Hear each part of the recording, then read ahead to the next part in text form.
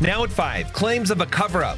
A Utah trooper accused of rape. What state leaders are admitting to in a rare apology. Plus, it was sunshine. Every time I saw Izzy. A Utah Valley University student left dead on the road. Her loved ones desperate for answers as police continue to search for the driver days later. And there's comfort knowing that everybody's feeling it right now. Utah Tech students mourning the death of a classmate. How the 18-year-old freshman is being remembered after falling from a balcony. Live, we're there for you.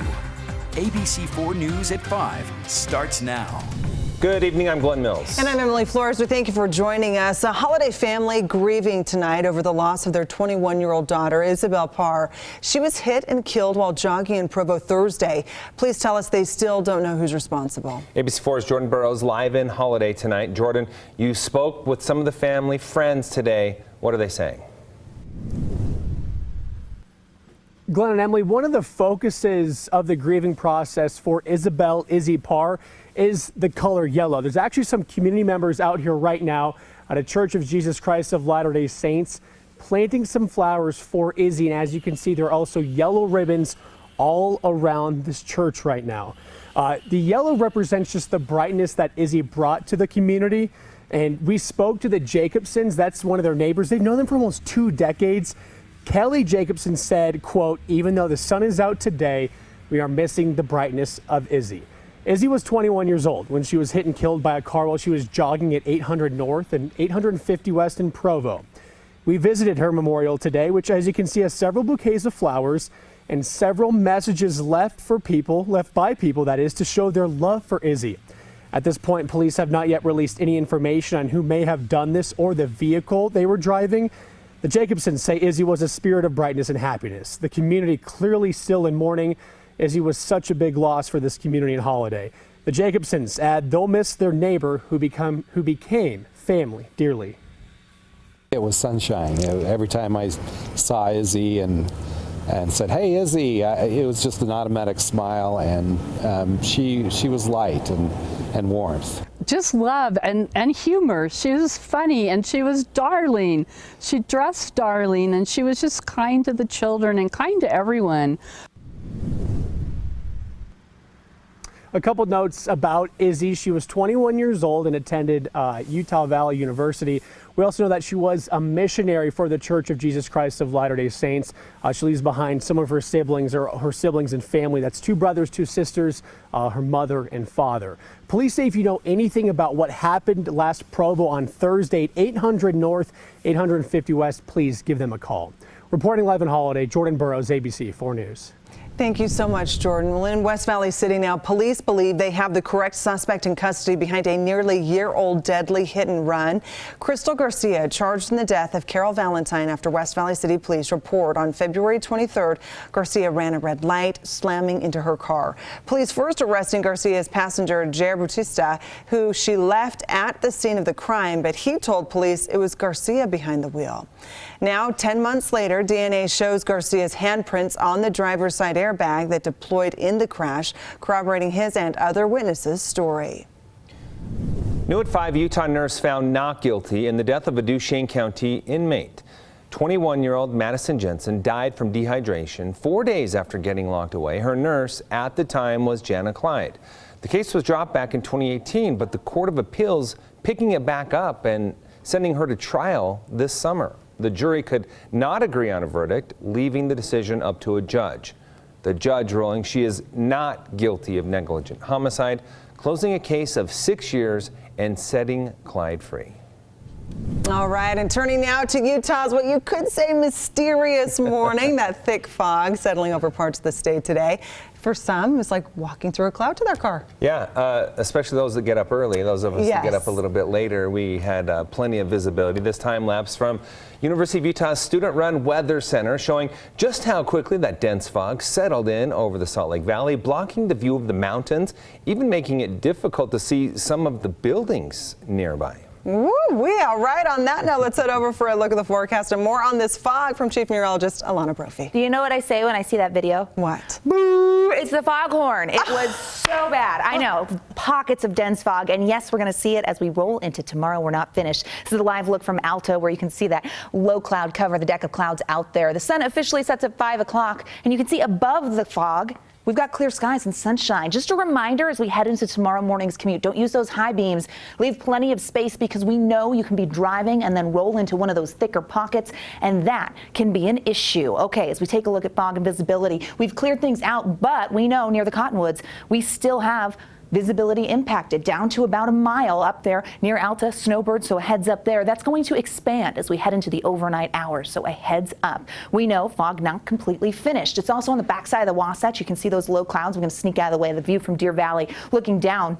And you can definitely know that those areas will pick that back up. It's not just fog on the valley floor. Nope, it's cold temperatures and air pollution. Temperatures now freezing in Ogden, Salt Lake, and Provo. Below that in Logan, low 50s in St. George. Now, we also have air quality that's compromised. Cache Valley as well as Davis and Salt Lake County with moderate air. You know, when we have air pollution, it's easier for that fog to form, and those counties will see that again. Satellite radar gives us a really good idea of what's going on. An area of high pressure near southern Idaho, but down south, some active conditions. We're tracking our next storm system that's bringing some accumulating snow for a portion of the state in my full forecast. Glenn, Emily, over to you. All right, Alana, thank you. Well, now to another top story tonight. Utah Highway Patrol apologizing to a Utah family for a sexual assault case investigated more than 30 years ago. ABC4's Ali O'Rulian live at the Utah Law and Justice Center tonight, where the family is gathering for this final resolution. So, Ali, what does this day mean to them?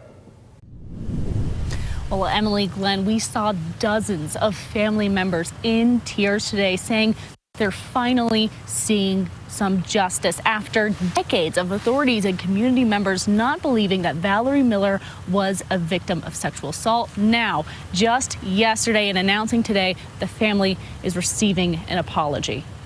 It's a measure of justice and accountability. A family seeing a sexual assault case rectified after over 50 years. All the torture and pain, I hope, has gone away for her. Valerie Miller says she was sexually assaulted multiple times as a teenager by the hands of 3 men, one being Robert Dolly, a UHP officer.